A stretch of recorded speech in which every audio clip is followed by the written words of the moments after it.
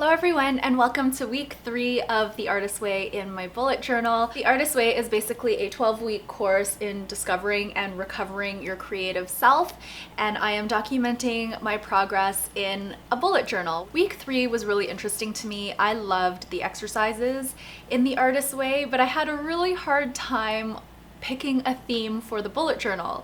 There were a few theme ideas that I had that didn't quite pan out, and I finally settled on a theme that I absolutely loved, but it was tough times getting there. I don't know if that's an indication that future weeks are going to be equally tough. Week 4 I found a little bit tough as well to come up with a theme. Maybe I'm towards the limits of my artistic ability, but I'm still having fun with it, and I'm gonna push through bullet journaling until the end because I'm finding the bullet journal practice very meditative. I find it very calm and relaxing to put all of my thoughts in here and to decorate. And I know I'm going to refer back to the contents of this long after I'm done this course. It's been a lot of fun for me to translate the tasks and exercises and activities in the Artist's Way into a bullet journal format, taking inspiration from different bullet journal techniques and different spreads that I see in other people's bullet journals. So without further ado, let's get to the walkthrough for week 3. Once again, this is the Leuchtturm 1917 A5 dotted notebook, and I have the one with the black cover. Here's one of the spreads I like to show before getting into the walkthrough for the week. Week 3 was all about recovering a sense of power. This color coding means that I absolutely love the exercises in week 3. Here is my mood tracker. Week 3 is depicted in this section here. So as you can see, I had a pretty good week. This here is my morning pages and my artist date tracker. Morning pages I complete every single day, and you can see that I haven't missed a day at all so far. My artist dates have, strangely enough, always taken place on a Tuesday so far in this 12-week journey, but week 4 will be different because Tuesday has already passed and I haven't done my artist date for this week yet. Now let's get into the walkthrough for week 3. I decided to do a moon theme for week 3, moon and constellations, and I am so happy with the way everything turned out. Here we have the moon phases circling the title for this week, and I also pulled a quote, as I always do, from the margins. This is just a cutout that I used with some extra paper I had lying around from a black notepad, and I used a silver marker to decorate it with some little stars. A lot of the spreads this week were inspired by spreads that I saw online.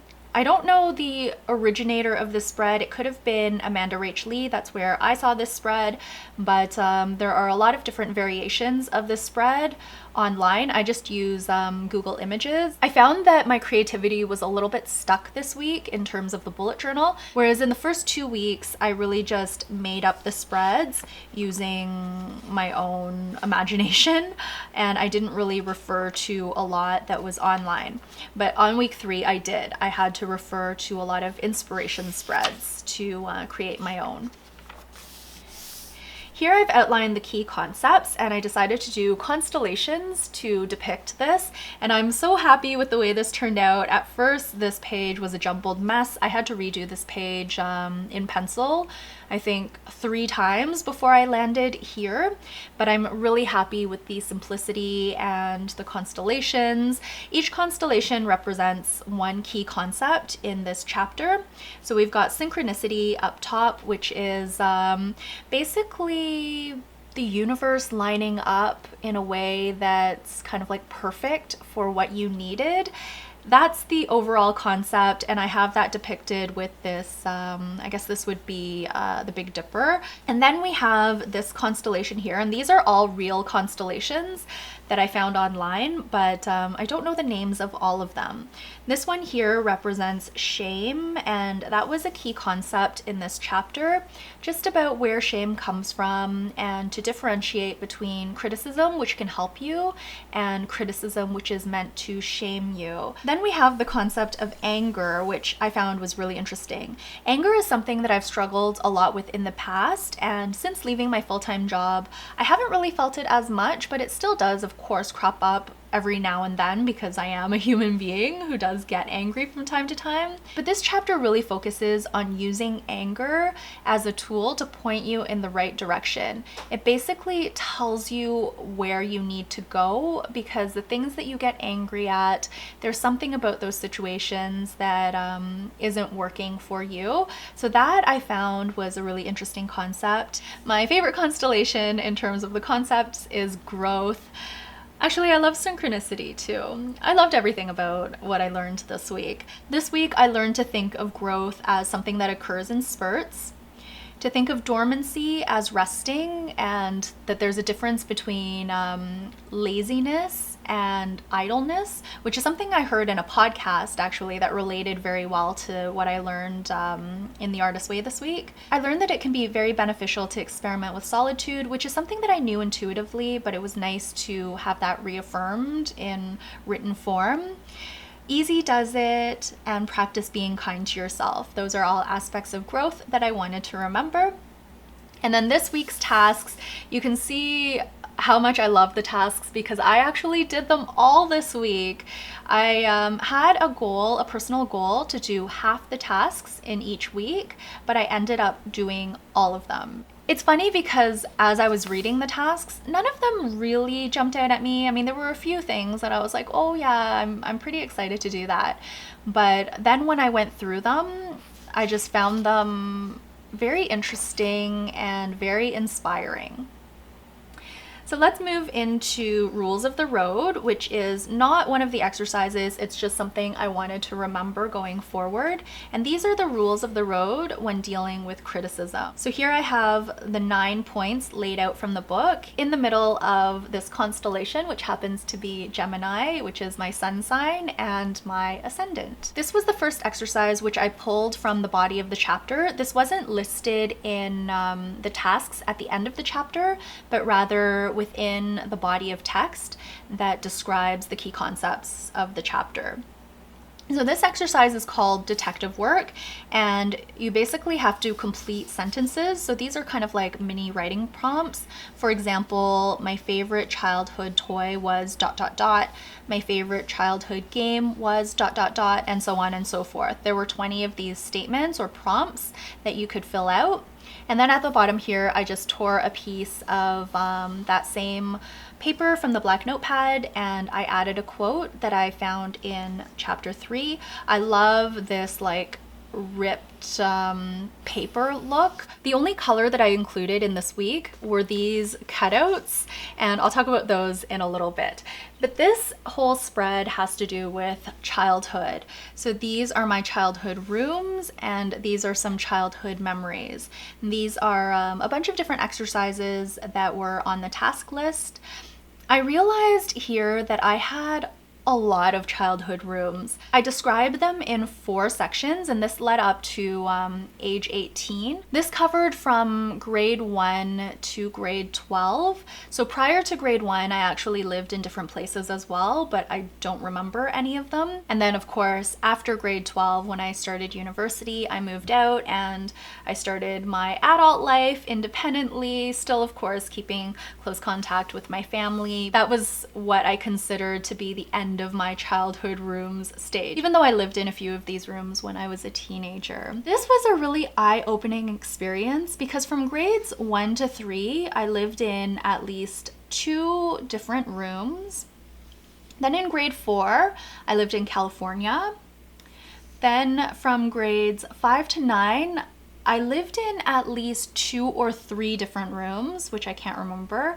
And then from grades 10 to 12, I was in the same room. That's a lot of movement when I was a child. I think that's why now that I'm in my adult life, I haven't moved very frequently at all. I think I've been in the same home now for maybe 12 or 13 years, which feels wonderful to me. I don't feel stagnant. I don't feel the urge to move at all. It feels really good to put down roots and find a place where I can just be. And maybe that is because I moved so much as a young child. This really opened my eyes to a lot of things, a lot of the reasons I am the way I am, and it was very revealing, a very revealing exercise. In terms of childhood memories, what we were asked to do was to list out 5 accomplishments. We were asked to list 5 traits that we liked in our childhood self, and also 5 favorite foods. And this was so much fun. I had all junk food here, and you guys know a lot of these things that I love. I love chocolate bars, I love ketchup chips, I love Haagen-Dazs ice cream. But what I decided to pick up for myself this week, because we got to buy a treat for ourselves to enjoy this week, I decided to get Pocky.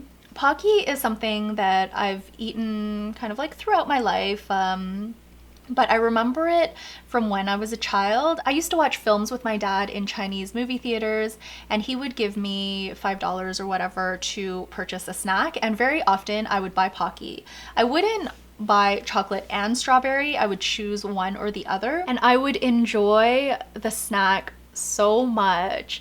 I would be sad when I was done my Pocky. They just tasted so good. Having the snack brought back that memory and that feeling of nostalgia. So this was one of the reasons that these exercises this week were among my favorite.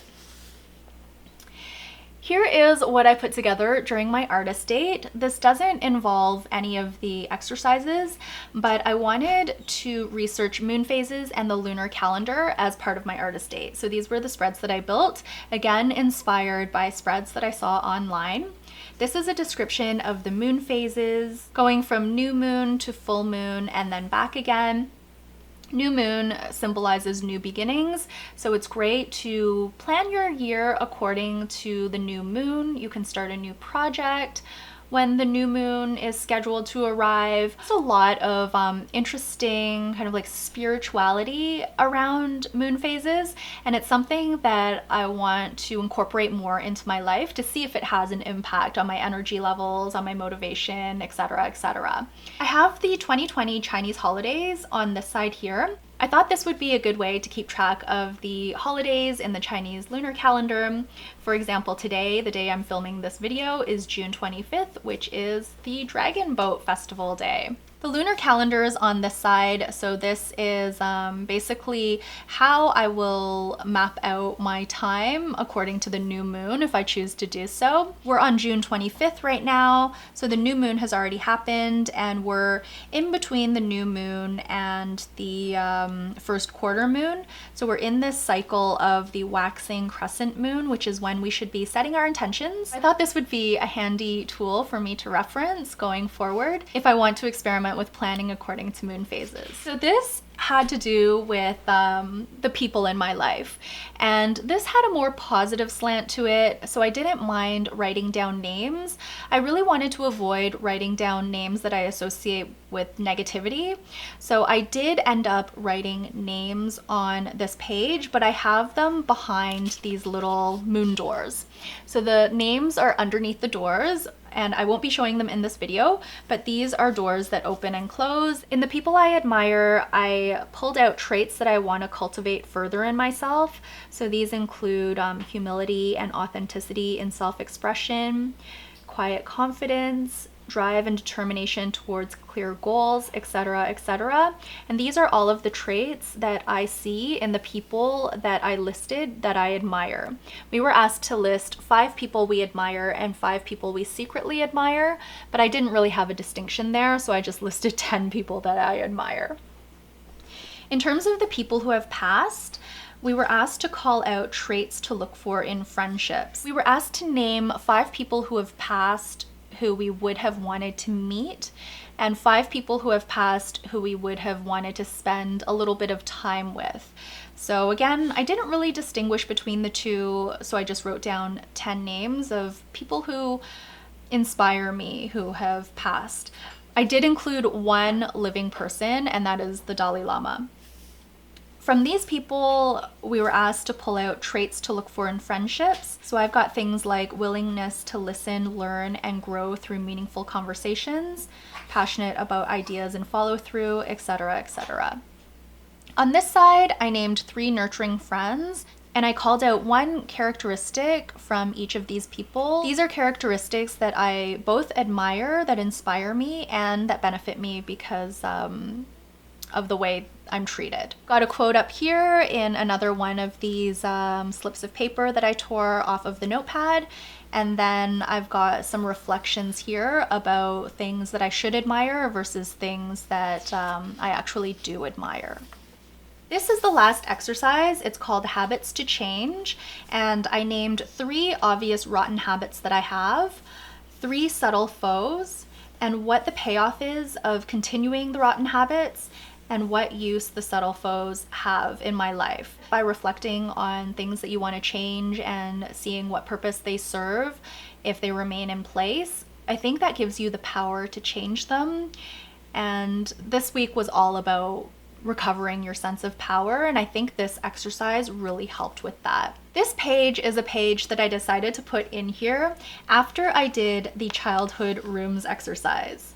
When I lived in this particular room from grades 10 to 12, I had a poster on the wall, and I haven't thought about this poster in such a long time, but when I Googled it and looked it up and read all of the words, I was like, of course I had this poster on my wall. This is a poem by Virginia Satir, and it's called I Am Me and I Am Okay. It's basically a declaration of self-esteem, and I will link it down below so you can read it in full, but this is basically all of the things that I talk about now, all of the things that I think, and it was just very interesting to me that this was on a wall in my room during my teenage years, and I've kind of come full circle now. I haven't thought about this in so long, and it was just such an aha moment, a moment of synchronicity when I thought of this as I was doing the childhood rooms exercise. So I wanted to put the poem here. The poem actually looks exactly the way it did on the poster, except there was a little picture here instead of a moon, and there was one word that was cut off that I put together instead of having it on 2 lines. That was basically it for the week. This was the week 3 check-in, and I went ahead and I talked about my morning pages. I had a great morning pages session during this week. 1 or 2 sessions really had a lot of interesting breakthroughs. My artist day was so much fun. I experimented with painting with watercolors but using markers as a hack, and I talk about that a whole lot more in the vlog. I haven't shown any of that here, but you'll see a little bit of the outcome next week, because I'm actually using some of the skills that I learned during my artist date this week in next week's theme.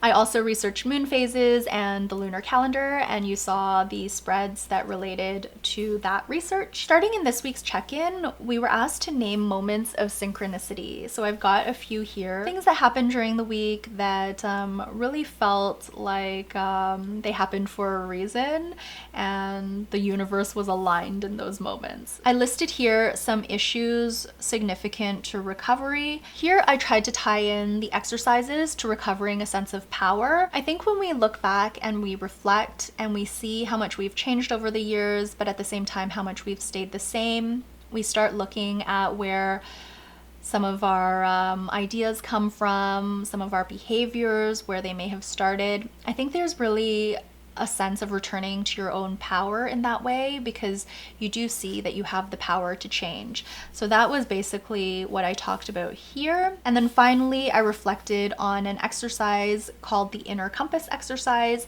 This was basically an hour doing some sort of artist brain activity. For me, it was a walk without listening to podcasts or without any distractions. I just walked and I tried to remember the thoughts that came up. That day, I thought a lot about what I want to do with my YouTube channel. So that's a little reflection that I did here. And that was basically it for week 3. That is going to be it for week 3 of the Artist Way in my bullet journal. Please let me know down below if you've done the Artist Way and if you bullet journal. I would love to hear your thoughts on either of these things. I will be back very soon with week 4, which I am actually very excited about. I will see you all very soon in the next video in this series. Until then, please take care and bye for now.